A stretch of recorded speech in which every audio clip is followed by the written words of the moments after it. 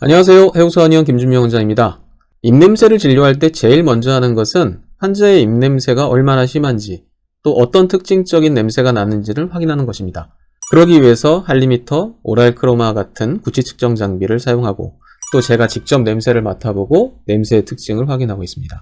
기계적인 측정 결과와 직접 냄새를 맡아보는 관능 검사의 결과가 일치할 때가 많지만, 간혹 기계적인 측정 결과와 관능 검사의 결과가 서로 다를 때도 있습니다. 오랄크로마나 할리미터가 신뢰성이 있는 장비이긴 하지만 입냄새 가스의 종류가 워낙 다양하기 때문에 구취 측정 장비에 측정이 안 되는 가스도 있기 때문입니다. 이번 영상에서 소개해드릴 환자분도 기계적인 측정 검사 결과와 관능 검사의 결과가 매우 다른 경우입니다.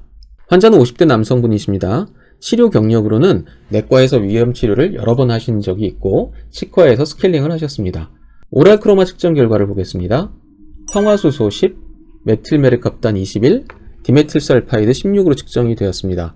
황화수소와 메틸메르캅탄은 정상 범위에 들어있고 디메틸설파이드만 정상보다 다소 높은 16입니다.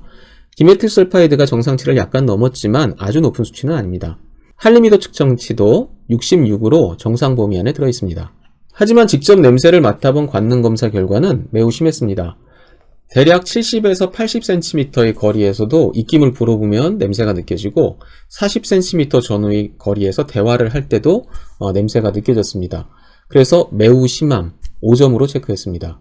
냄새의 특징은 시큼한 냄새, 상한 음식물 냄새, 트름 냄새 등이 느껴졌습니다.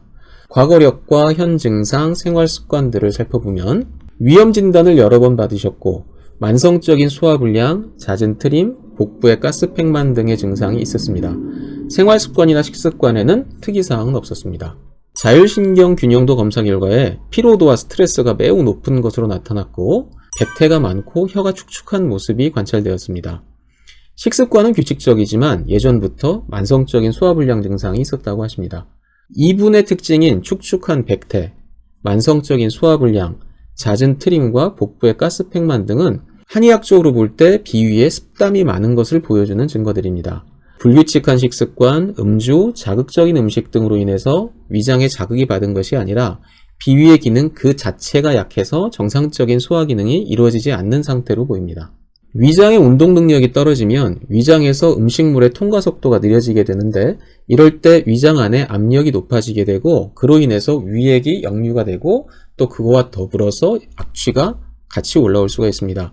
이 환자에게 느껴지는 시큼한 위산 냄새는 위산의 분비가 과다해서 난다기보다는 위장 안에 압력이 높아지면서 발생하는 것으로 의심이 됩니다.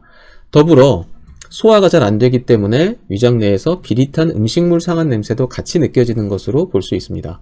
또한 비위에 습담이 많은 경우에는 설태가 증가하는 경우가 많은데 이럴 때 설터가 건조하기보다는 물을 머금은 것처럼 축축할 때가 많습니다.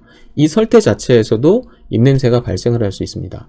장 안에 가스가 많이 발생하는 증상도 소화 기능이 불충분할 때 자주 나타나는데 장 안에 가스가 많은 경우에 악취를 풍기는 가스 성분이 체내에 흡수되었다가 호흡을 통해서 배출이 될 수도 있습니다.